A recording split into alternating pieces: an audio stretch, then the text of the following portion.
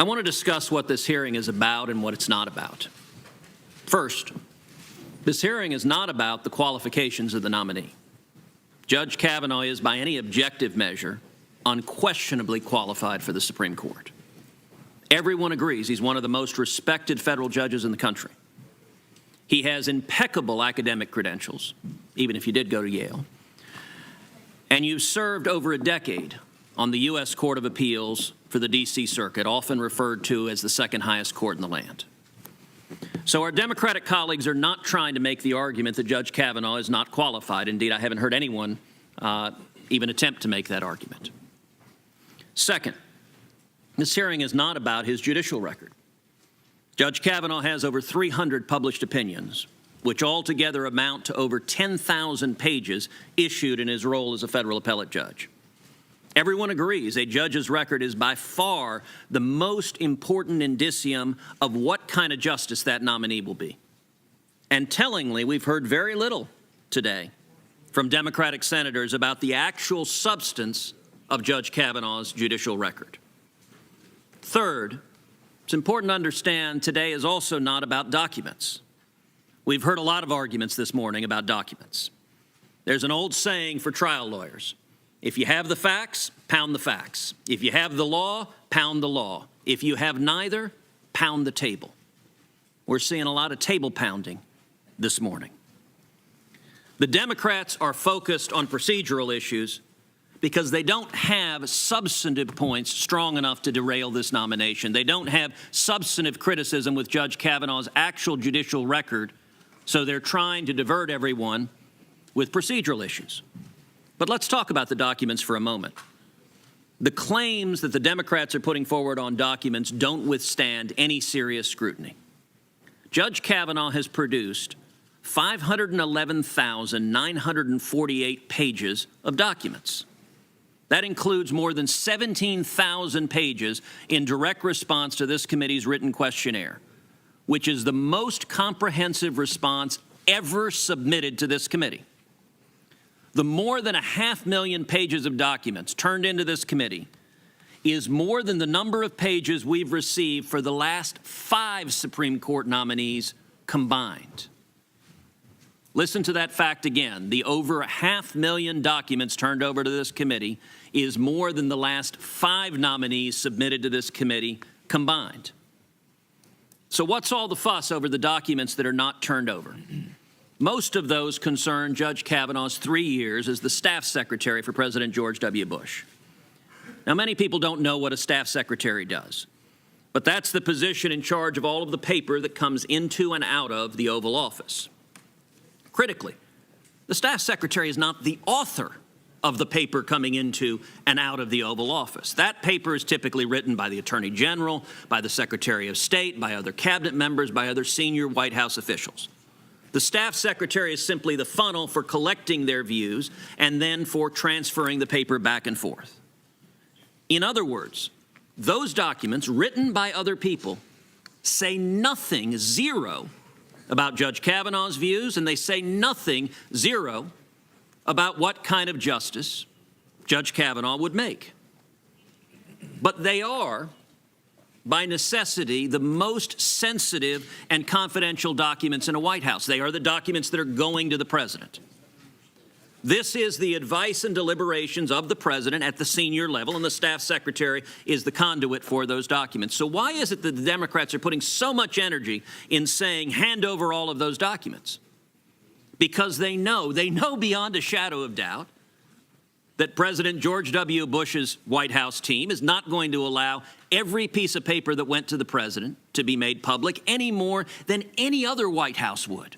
Republican or Democrat, no White House would allow every piece of paper that went to and from the president to be made public. Indeed, there are rules and laws and procedures for when and how presidential papers become public.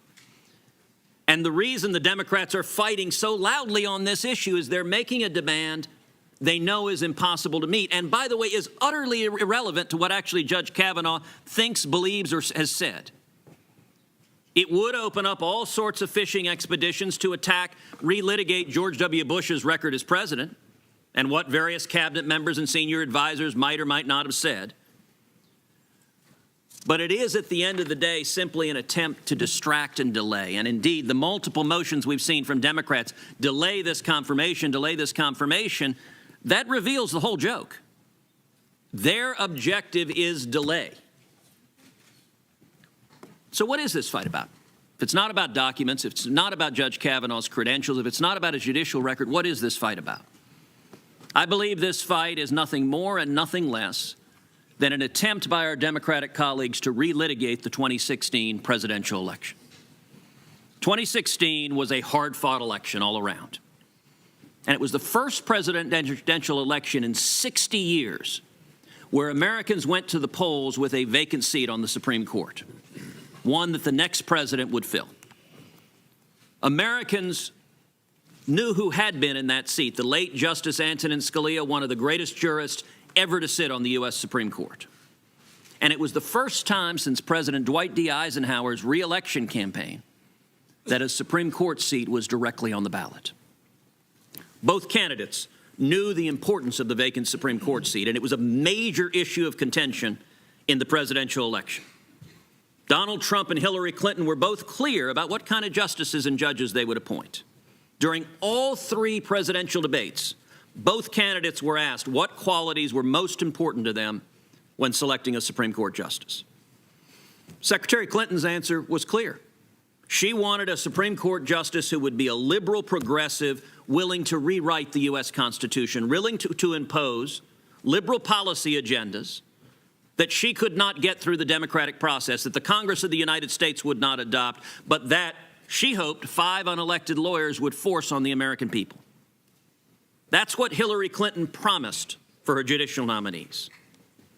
Then candidate Donald Trump gave a very different answer. He said he was looking to appoint judges in the mold of Justice Scalia.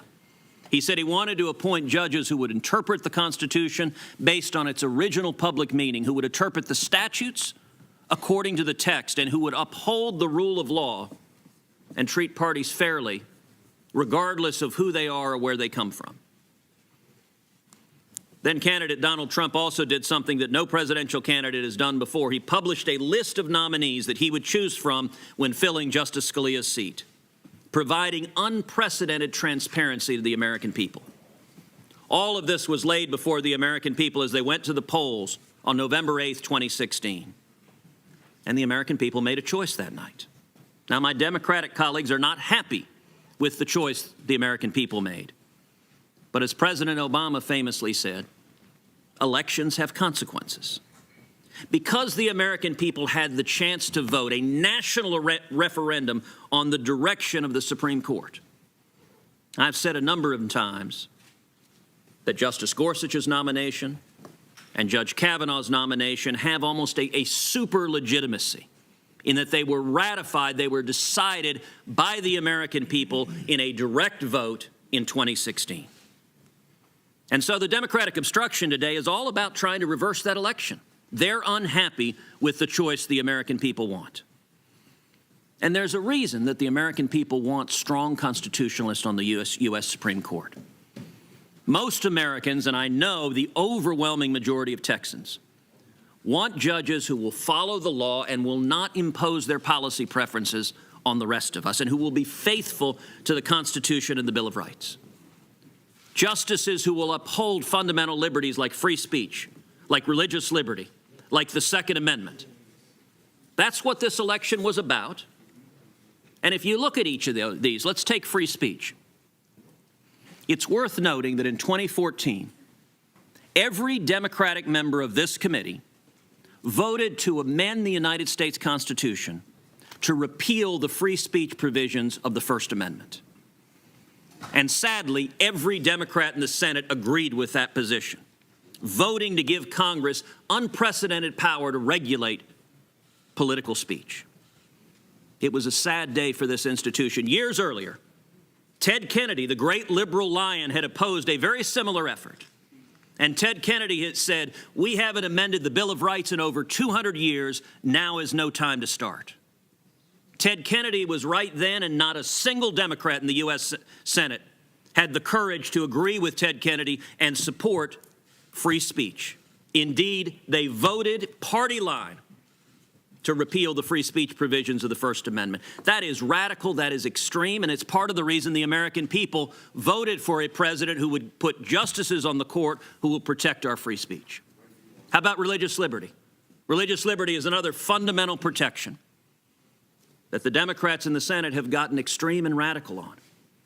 Indeed, our Democratic colleagues want justices who will rubber stamp efforts like the Obama administration's efforts litigating against the Little Sisters of the Poor, litigating against Catholic nuns trying to force them to pay for abortion-inducing drugs and others.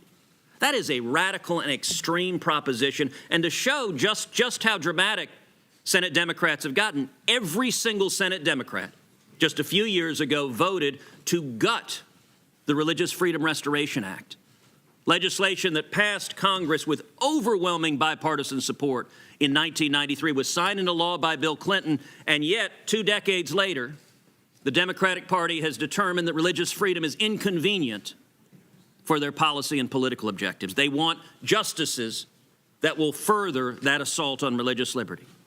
And finally, let's take the Second Amendment. In the presidential debates, Hillary Clinton explicitly promised to nominate justices who would overturn Heller versus District of Columbia. Heller is the landmark decision issued by Justice Scalia, likely the most significant decision of his entire tenure on the bench, and it upheld the individual right to keep and bear arms.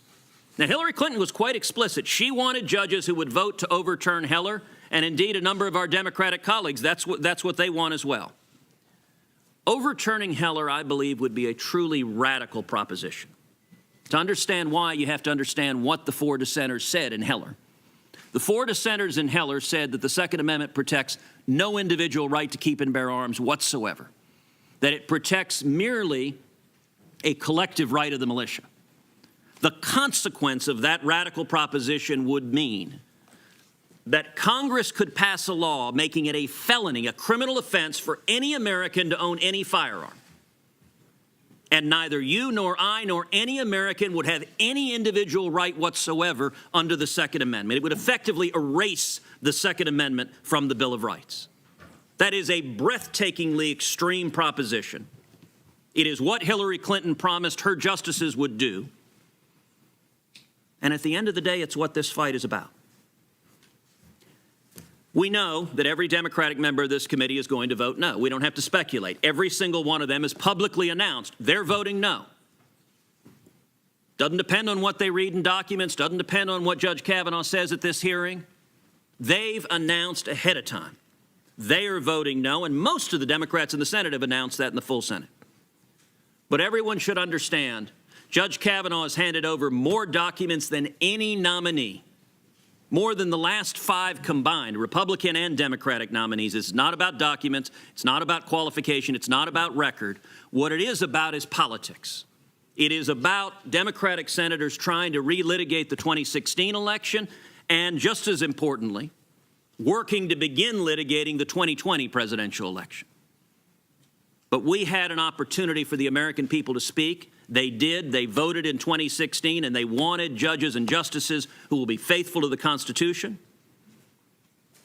That's why I'm confident at the end of what Shakespeare would describe as a lot of sound and fury signifying nothing, I am confident that Judge Kavanaugh will become Justice Kavanaugh and will be confirmed to the United States Supreme Court.